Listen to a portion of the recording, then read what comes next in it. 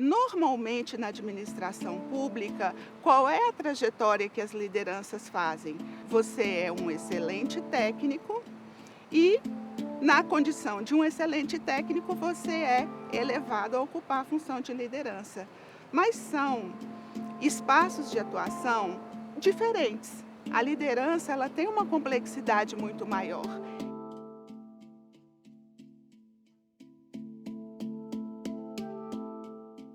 O Ministério da Gestão e da Inovação e a Secretaria de Gestão de Pessoas é hoje o órgão central que pensa todas as políticas para a área de gestão de pessoas da administração pública federal. Então, cerca de 202 órgãos e entidades e mais de 550 mil servidores públicos.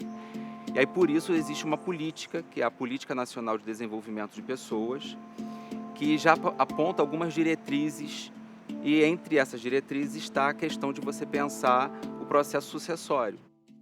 A perspectiva naquele momento é qual era o perfil de liderança que nós queremos que sejam ocupados, já que existe esse tempo que a gente já sabe que pessoas serão aposentadas e nós queremos então incrementar uma nova cultura de liderança, uma cultura humanizada de líderes, uma cultura que seja sólida e que desenvolva pessoas.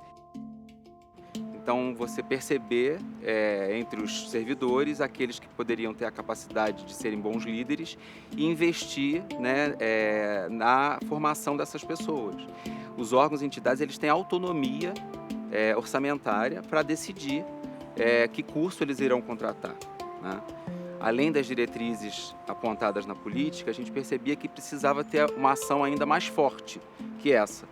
E aí foi aí que a gente pensou nesse programa, né? O programa Lidera Gov, que é um programa de formação de novas lideranças para a administração pública federal. O objetivo do programa era democratizar oportunidades para a colocação das pessoas nas lideranças, não necessariamente por indicação ou por um percurso formativo anterior ao serviço público, mas aquelas que com potencial para atender expectativas na área pública.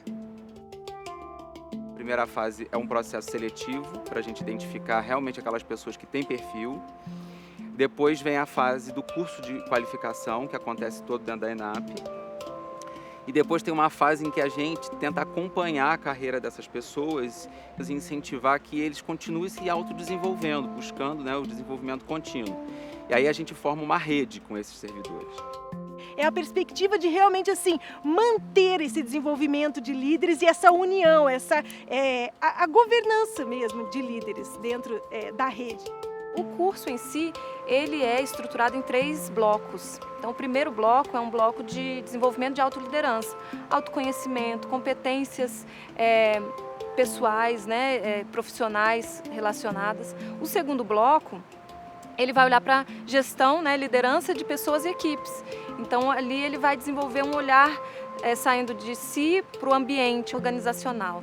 E o terceiro bloco, ele vai ser um bloco de liderando organizações, um bloco estratégico, que vai olhar para a organização, estrutura organizacional, mas também para as políticas públicas. Só na primeira parte do programa, que seria a questão de liderar você, eu tomei conhecimento de coisas que eu não sabia, né? De pontos fracos e pontos fortes que eu não tinha enxergado ou não observava. Então, é a partir do ferramental, a partir dos exercícios que a gente fazia, você vai tomando conhecimento e vai refletindo a respeito daquilo. Eu acho que as políticas públicas de sucesso, elas têm essa característica, né? É uma necessidade na origem, o servidor com desejo de transformação e que cria a oportunidade para que uma ideia se converta numa política pública.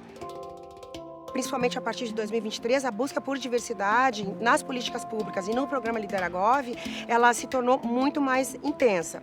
Então, uma das discussões assim, mais recentes do programa, no processo seletivo do programa, além do perfil que nós queremos atrair, qual o perfil que nós tínhamos deixado de fora.